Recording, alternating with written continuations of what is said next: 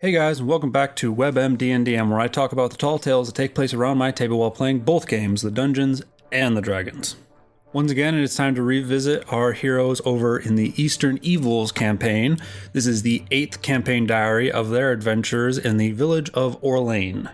When last we left our heroes, the party had just finished market day in the village of Orlane. Some of them had gotten some shopping done, some of them had talked with some of the local NPCs. Lysander had almost gotten arrested and imprisoned for impersonation and suspected con artistry, but everyone had gotten through the day relatively intact. Having finished out the day by sharing a meal with a man known as Valthrun the Prescient, local magic user and knowledge resource for the village, the party realized they had stumbled onto something a little bit bigger than just trying to find a lost explorer. Between the kobold raids along the main road, the bandit activity in the forest led by a man known as Agrid, and the mysterious stranger known as Nenarin, who had shown some activity recently, the party realized that something was going on, and all signs pointed to the abandoned keep up in the north, deep within the forests, set near the base of the Carencraig Peaks. The party, at Valthrun's insistence and Lorshan's financial motivation, had decided that that would be their next step. They were going to spend the night in the inn, and in the morning, head up along the northern road to this abandoned keep to investigate what was happening. And that's where we pick up today's session. The party awakens in the Rafton Inn, gathers their supplies and readies themselves for combat, heads down the stairs and out of the inn into the courtyard. As they do so, they can see that many of the merchants and vendors who had made their way up for market day are currently packing their gear, readying their caravans, and getting ready to head back south to the town of Voxley Allen. As they're looking around, preparing to head out of the gates, the party can hear two dwarven voices. They seem to be having some sort of loud argument over in the distance. The party looks around and they can see Thayer Coalstriker, the local dwarven blacksmith, having a discussion with one of the merchants from Market Day. It was the gray-bearded dwarf who had sold a shield to Joff. Seeing the pair of them in a very vocal discussion, the party moves over to see what is happening. As they draw closer, Hoss takes the lead since he is most friendly with the blacksmith. Everything okay here, Thayer? And having a bit of a discussion, seems. Huh? Aye, everything's fine. This is just my cousin up from Voxley Allen. He's always been a bit of a right prick, if you ask me. How was that anyway to talk about your family, Thayer? Pleased to meet you. Threnin Fireforge, at your service. Hoss Tinker at yours, good Sir Dwarf. Ah, ain't you a tall fella? Near as I can tell, you ain't even a fella. But, my cousin Thayer here says you're a pretty strong bunch of warriors. Is that true? Aye, it's true. They're the ones who put down the kobolds. Well, you all seem like a right bunch of good adventurers. Tell you what, if you ever find your way down in Voxley Allen, come find me at the Crossed Hammers. Might have a job for you. We'll keep that in mind, Sir Dwarf, but it seems that we have business to take care of here before then. Whenever you get the time. I've got an interesting proposition that I think you guys would be very interested in. I thought you were hitting the road, Threnin. No need to rush me, Thayer. I'm on my way. Hopefully I'll see you lot down in Voxley Allen. Until then, have a great day and may Moradin guide you. And with that, the dwarf hops on his wagon and starts heading out the gate with the rest of the caravan. The party don't quite know what to make of this individual, but they sort of figure that he is a plot point that they might be able to follow at a later date.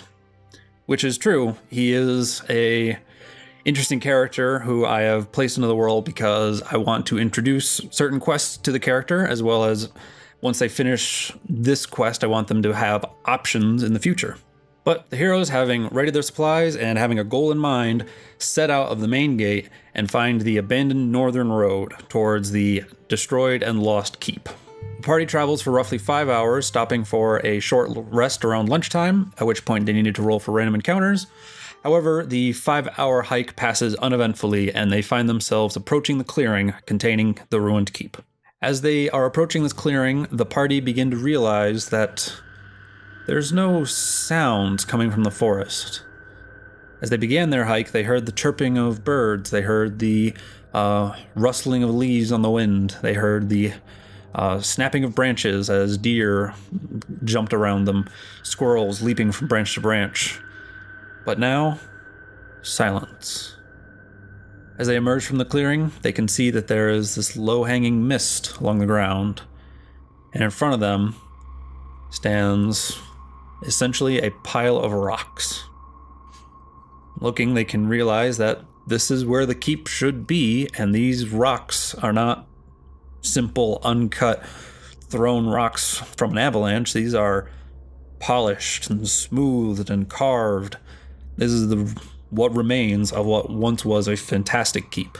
The party believe that these rocks are all that is left of the keep, and that most of the keep had been scavenged for stone to build the Orlane town wall, or any of the buildings that required stone back in Orlane, or to fix up the roads.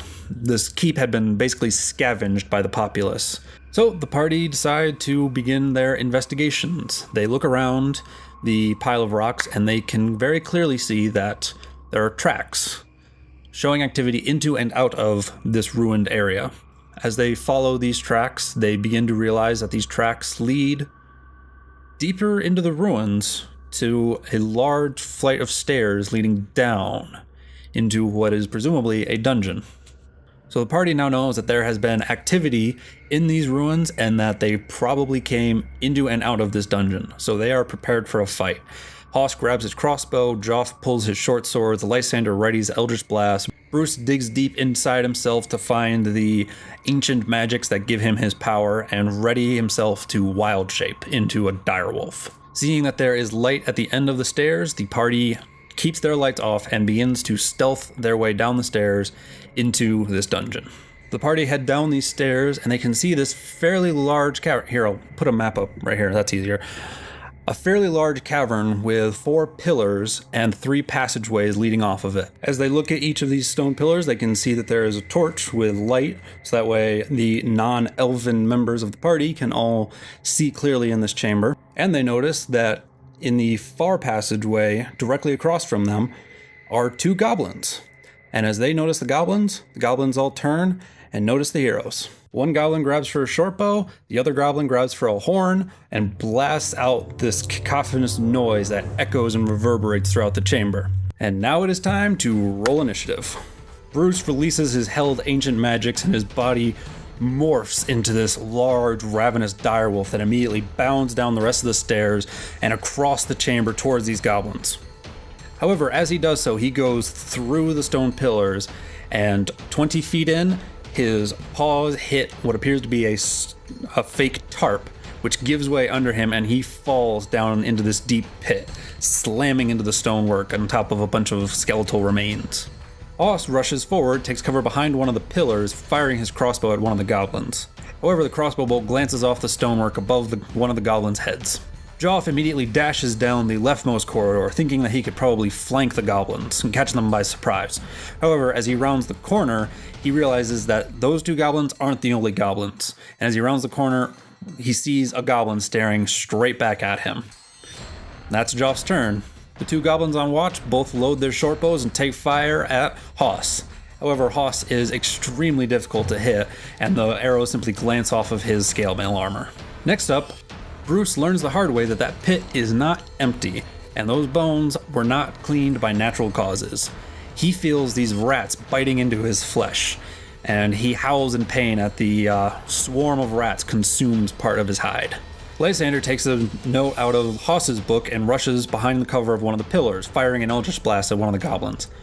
However, his blast goes awry as well, and it rebounds off of one of the stone pillars, missing all of the goblins. Next, behind the 2 goblins on watch, 2 more goblins emerge at the far end of the corridor, load short bows, line up shots at the heroes, take fire, but both miss. And then those goblins disappear back around the corners and disappear from view.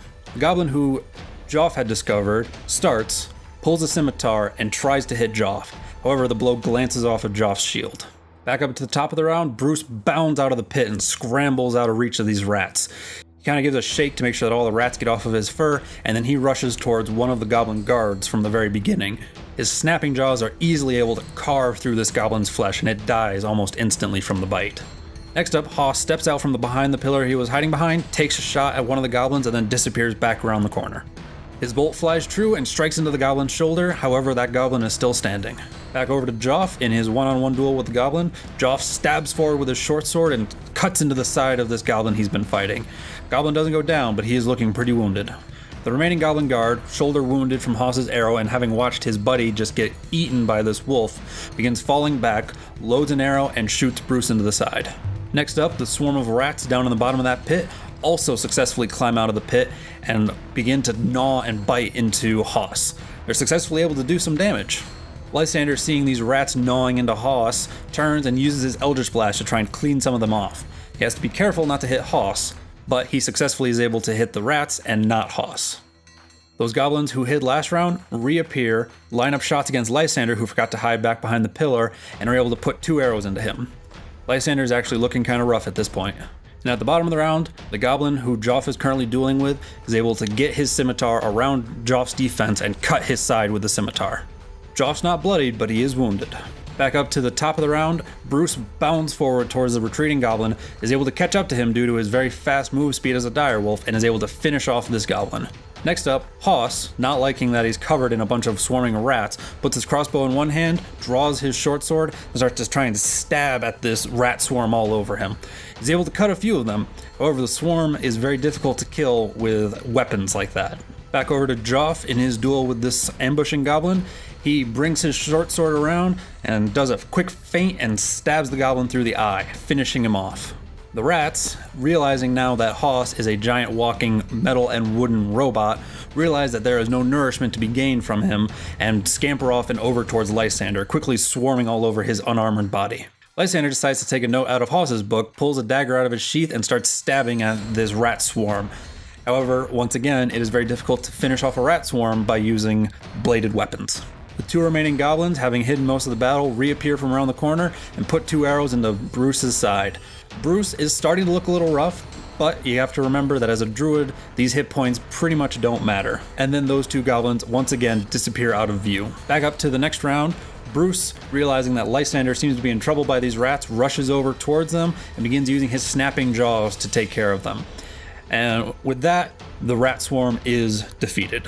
However, that is Bruce's turn, and it is on to Haas. Haas takes his crossbow in hand, aims it down the corridor where the goblins have been appearing, and readies himself for if they reappear so he can shoot them.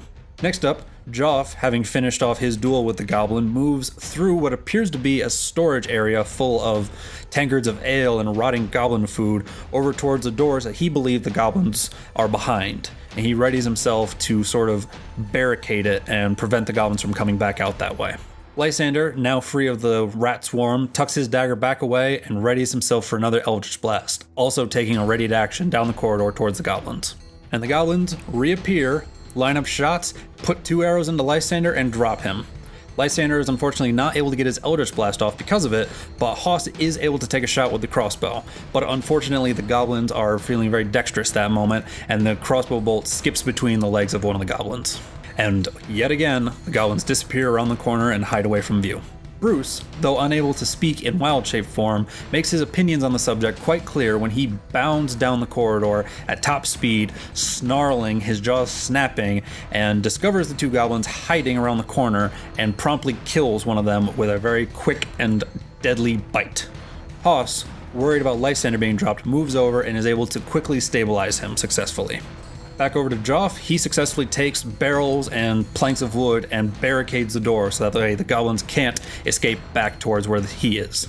Which is convenient because that is exactly what the remaining goblin tries to do. He runs away from Bruce and towards the door towards the storage area, but as he tries to push the doors open, the doors don't budge under his grasp. And he begins to scratch and claw at the door, letting out these pitiful mews as he desperately tries to escape this snarling, ravenous beast. Back up to the 6th and final round, a very short round, Bruce turns and stalks towards the trapped goblin. As he does so, he can hear the goblin say things like, "The bar guest has come! Please, please spare me, Maglubiat!" But Bruce ignores the goblin cries of fear and mercy and promptly kills the goblin by snapping his neck with his jaws. With Bruce's wild shape looking heavily drained at this point and Lysander unconscious, Bruce emerges from the wild shape and moves to heal Lysander, waking him up. With a simple cure wounds, or maybe it was a healing word, I don't remember, Lysander is awake with plenty of hit points, and the party discusses what to do next. Bruce is, of course, completely unharmed from the battle, as the goblins were unable to damage his direwolf form enough. Hoss, though slightly wounded, is also looking quite fine. Joff is in a similar fashion, and Lysander, now that he has been healed, also seems to be fully capable of continuing. So the party look at the 3 passageways. They investigate the storage area. Again, it is full of goblin ale and rotten food and some bad bedrolls. Nothing of interest to this party. They investigate what appears to be a goblin sleeping area where the goblins had been hiding. Finding, I think, a few silver coins buried in the bedding, the party realize there's little of value here and realize that they have to choose one of 3 passageways to continue. The party, deciding that left is best, head down the leftmost passageway by their perspective and are eventually confronted by a solid wooden door. Pushing the door open, they find another flight of stairs leading down and another corridor which they follow. The corridor splits after about 20 feet, but they decided to keep heading in the direction of the corridor instead of heading down the other passageway, which looked to be into unused, rough-hewn cavern walls. As they continue along, they begin to hear goblin voices, and they realize that there's probably another fight coming their way. So the party readies themselves for combat. And that's where I'm going to leave this session. So the party is about to head into a fight, which was a fairly interesting fight due to the terrain and enemies that they had to face. So if you're interested to hear how they continue their explorations of this dungeon, make sure to tune in next week. As always, I hope you guys enjoyed this video. Feel free to leave comments down in the blah blah. What did you think of their tactics during the battle? What did you think of the goblins' actions during the battle? And of course, I'm happy to answer any role-playing or world-based questions. Just feel free to leave the questions down below. As always, thank you all so much for watching. I hope you enjoyed this video. Don't forget to roll your charisma saving throw against that subscription button. I hope you all have a lovely day, and until I see you next time, take care.